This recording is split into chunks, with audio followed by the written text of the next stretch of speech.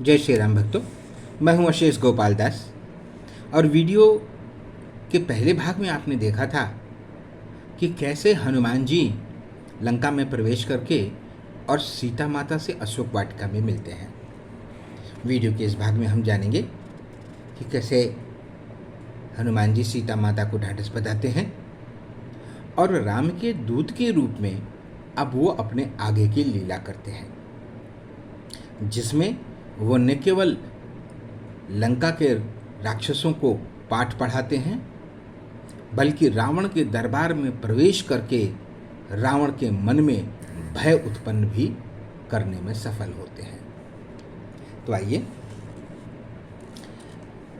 श्री रामचरितमानस के सुंदरकांड में हनुमान जी की लीलाओं के माध्यम से उनके गुण, उनकी लीलाओं और उनके उदात्त चरित्र की कुछ विशेषताओं को जानते हैं।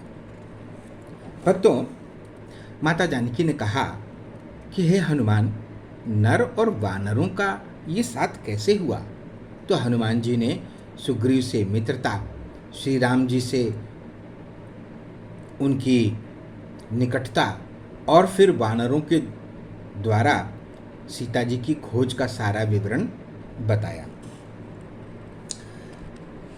हनुमान जी के प्रेमयुक्त वचन सुनकर सीता जी के मन में विश्वास हो गया और उन्होंने जान लिया कि ये मन, वचन और कर्म से कृपा सागर श्री रघुनाथ जी का दास है। तब वो श्री राम जी के समाचार पूछती हैं। हनुमान जी उन्हें बताते हैं कि कृपा के धाम प्रभु श्री राम भाई लक्ष्मण के सहित शरीर से तो कुशल हैं, किंतु मन से आपके दुख से बहुत दुखी हैं। हे माता, आप मन में ग्लानि न मानिए, क्योंकि श्री रामचंद्र जी के हृदय में आपसे दूना प्रेम है। और इस प्रकार से उन्हें सांत्वना देते हुए वे कहते हैं कि माता, हृदय में धैर्य धारण करो, सेवकों को सुख देने वाली श्री राम जी का स्मरण करो। ये राक्षसों के समूह तो पतंगों के समान हैं और ये रघुनाथ जी के बाण अग्नि के समान हैं। हे माता, हृदय में धैर्य धारण कीजिए, ये बस राक्षसों को जला ही समझिए। और माता, अगर श्री रामचंद्र जी ने खबर पाई होती कि आप यहाँ पर हैं तो वे आने में विलंब न करते। मैं आपको अभी यहाँ से लिवा ले जाता, लेकिन रामचंद्र जी की शपथ है, मुझे उनकी आज्ञा नहीं है। इसलिए आप कुछ दिन और धीरज धरिए। श्री रामचंद्र जी वानरों के साथ आएंगे और राक्षसों को मारकर आपको यहाँ ले जाएंगे। नारद आदि ऋषि तीनों लोकों में उनका यश गाएंगे। सीता जी बोली कि मेरे हृदय में बड़ा संदेह है। तुम छोटे छोटे बंदर हो और यहाँ के राक्षस बड़े बड़े विशाल, तुम लोग कैसे उन्हें जीतोगे? यह सुनते ही, वैसे तो जो भक्त होता है वो अपने आप को कभी भी बड़ा दिखाने का प्रयास नहीं करता, लेकिन राम के काज के लिए जब भी कभी संदेह उत्पन्न होता है तो वो अपनी वास्तविक शक्ति का प्राकट्य करता है। ये सुनते ही हनुमान जी ने अपना विशाल शरीर प्रकट किया। कनक भूधराकार शरीरा, समर भयंकर अति बलबीरा। सोने के सुमेर पर्वत के आकार का अत्यंत विशाल शरीर था। युद्ध में शत्रुओं के भय उत्पन्न करने वाला था। अत्यंत बलवान और वीर था। तब उसे देखकर सीता जी के मन में विश्वास हुआ कि अवश्य ही ये वानरगण राक्षसों का संहार कर लेंगे। हनुमान जी ने फिर अपना छोटा सा रूप धारण कर लिया। तो भक्तों का एक स्वभाव होता है कि वे अत्यंत विनम्र और अपने आप को घास से भी छोटा दिखाने का प्रयास करते हैं, लेकिन जब राम के काज की बारी होती है तो वे अपनी संपूर्ण शक्ति लगा देते हैं, फिर वो अपने प्राणों की भी परवाह नहीं करते। हनुमान जी कहते हैं, हे माता सुनिए, वानरों में बहुत बल बुद्धि नहीं होती, लेकिन ये तो प्रभु का प्रताप है कि यहाँ छोटा सा सर्प भी गरुड़ को खा सकता है। भक्ति, प्रताप, तेज और बल बुद्धि से सनी हुई हनुमान जी की वाणी सुनकर सीता जी को बहुत संतोष हुआ। उन्होंने श्री राम जी के प्रिय जानकर हनुमान जी को आशीर्वाद दिया, हे तात, तुम बल और शील के निधान हो जाओ। आशीष दीह दीन्हि राम प्रिय जाना, हो तात बल शील निधाना। फिर आगे कहते हैं सीता जी कि तुम अजर हो जाओ, बुढ़ापे से रहित हो जाओ, अमर हो जाओ और गुणों के खजाने हो जाओ। अजर अमर गुण निधि सुत होहूँ, करहु बहुत रघुनायक छोहूँ। यहाँ तक भी सुना हनुमान जी ने सिर झुका करके उनका आशीर्वाद स्वीकार किया, पर उनके मन में बहुत ज़्यादा प्रसन्नता नहीं। आगे माता कहती हैं, करहु कृपा प्रभु अस सुनि काना, निर्भर प्रेम मगन हनुमाना। सीता जी आगे आशीर्वाद देती हैं, रघुनाथ जी तुम पर बहुत कृपा करें, प्रभु कृपा करें। ऐसा कानों से सुनते ही हनुमान जी पूर्ण प्रेम में मग्न हो गए और वो झूमने लग गए, नाचने लग गए। हनुमान जी ने बार बार सीता जी के चरणों में सिर नवाया और हाथ जोड़कर कहा, हे माता, अब मैं कृतार्थ हुआ। आपका आशीर्वाद अमोघ है, अचूक है, ये बात प्रसिद्ध है। बार बार नायसी पद सीसा, बोला बचन जोरी कर कीसा। अब कृत्य भयऊ मैं माता, आशीष तव अमोघ विख्याता। जो भक्त होता है ना, उसे जो सांसारिक रूप से या लौकिक जो सिद्धियां होती हैं उसे प्राप्त करके भी उतना आनंद नहीं आता। जब सीता माता ने उन्हें आशीर्वाद दिया, तुम बल और शील के निधान हो जाओ, वो सिर नीचे झुका के चुपचाप निर्विकार भाव से उन्हें सुनते रहे। सीता जी ने आगे कहा, अजर हो जाओ, बुढ़ापे से रहित हो जाओ, अमर हो जाओ, गुणों के खजाने हो जाओ। वे उसी प्रकार पूर्ववत निर्विकार बने रहे। लेकिन जैसे ही सीता जी ने कहा, श्री रघुनाथ जी तुम पर बहुत कृपा करें, बस यही तो एक भक्त का जीवन का उद्देश्य होता है कि किस दिन ठाकुर जी की कृपा उस पर होगी, किस दिन ठाकुर जी की दृष्टि उसके पास में होगी। और भक्तों, हम ठाकुर जी की कृपा दृष्टि प्राप्त करने के लिए जीवन भर प्रयास करते रहें, लेकिन जब तक ठाकुर जी की कृपा पात्र का कृपा आपके ऊपर नहीं आएगी, तब तक ठाकुर जी की कृपा मिलनी बहुत मुश्किल है। हनुमान जी की हम आराधना केवल इसलिए भी बहुत प्रेम से, मगन से, बहुत ही सावधानी से हमको करनी चाहिए, क्योंकि हनुमान जी श्री राम जी के कृपा पात्र हैं।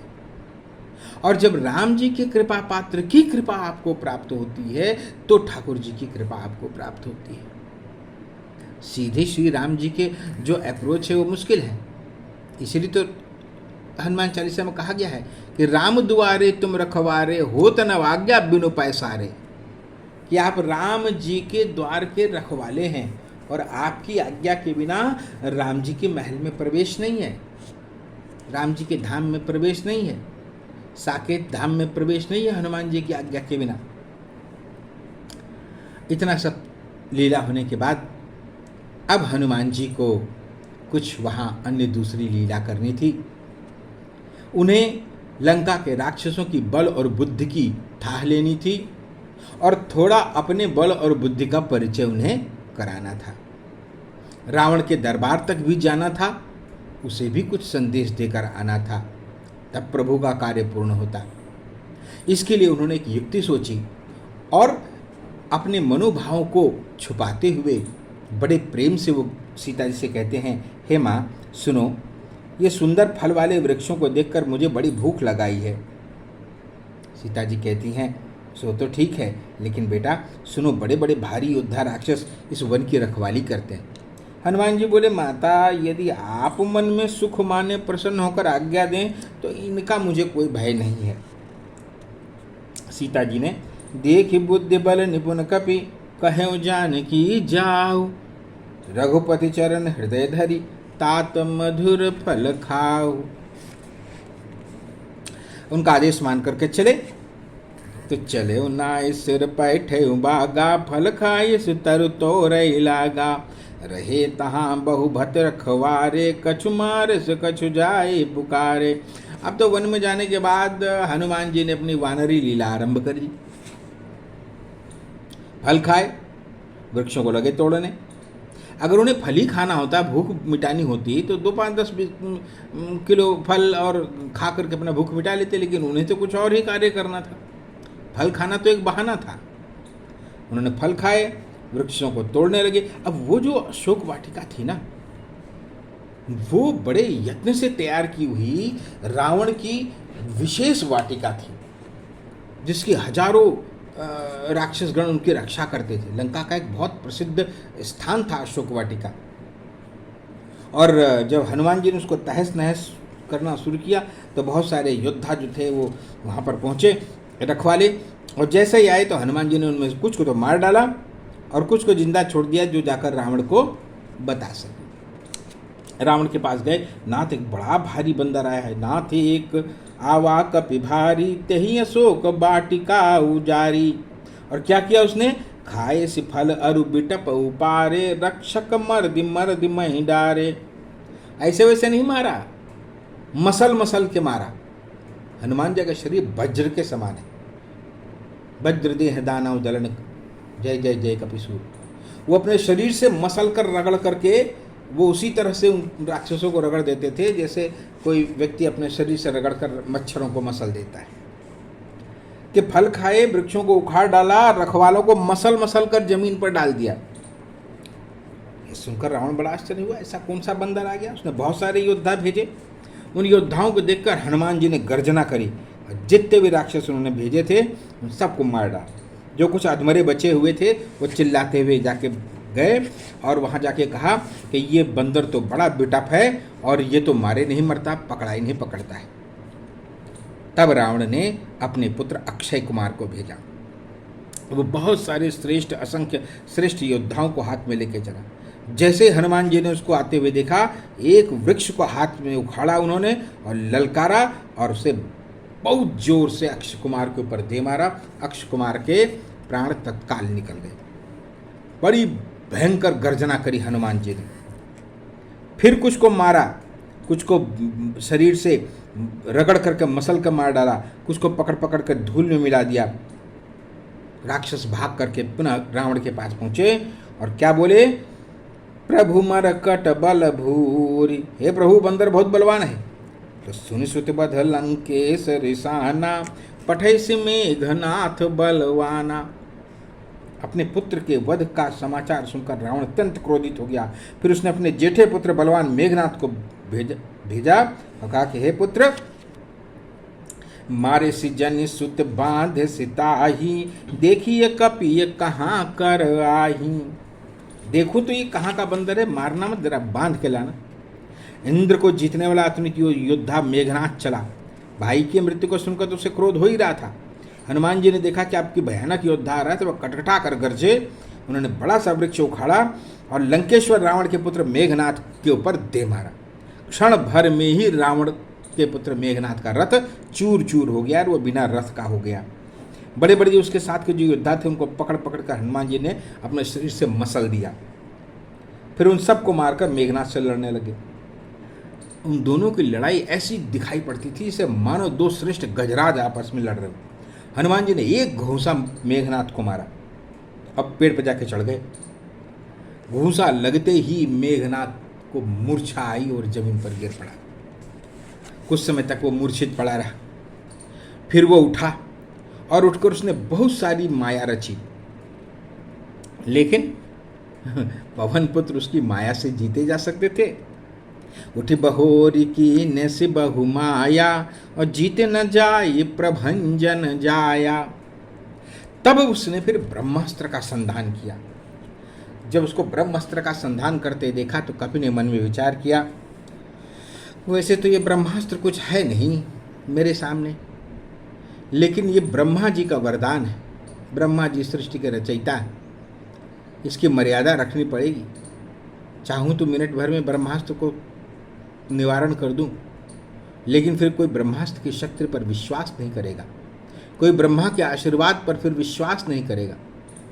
ऐसा जान करके कि इसकी महिमा, अपार महिमा मिट जाएगी, उन्होंने स्वयं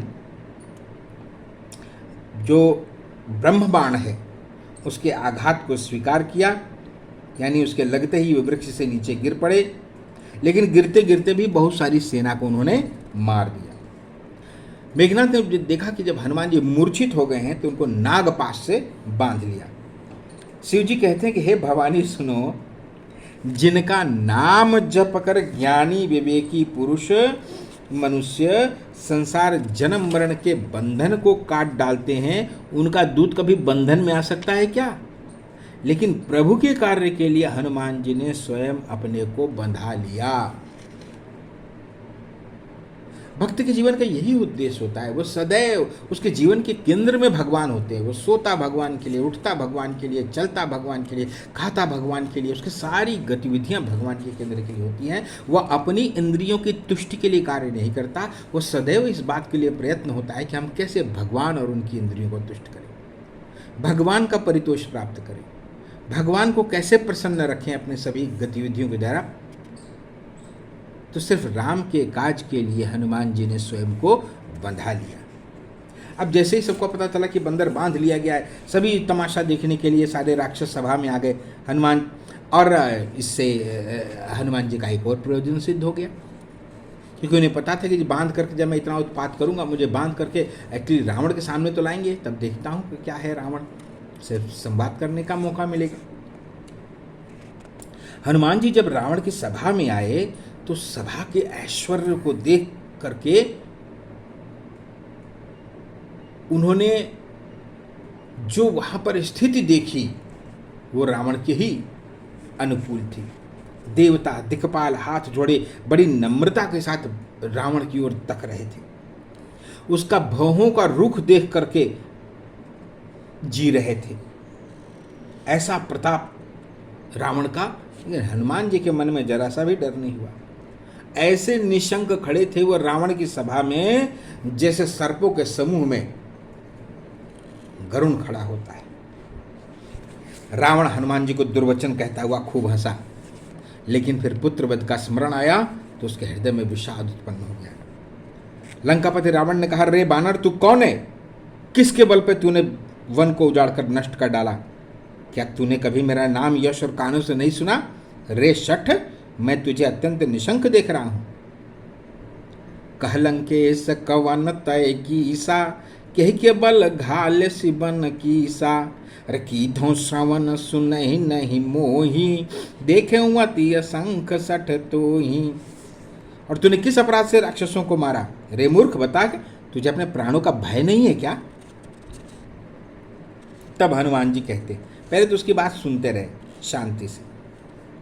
फिर यहाँ से सभी राजदूतों को जो एक देश से दूसरे देश में जाते हैं और अपने देश के जो स्वामी हैं, जो प्रधानमंत्री हैं, जो देश की सरकार है, उसका मंतव्य दूसरे देशों को बताते हैं, उनको यहाँ से एक एक लाइन से सीख लेनी चाहिए।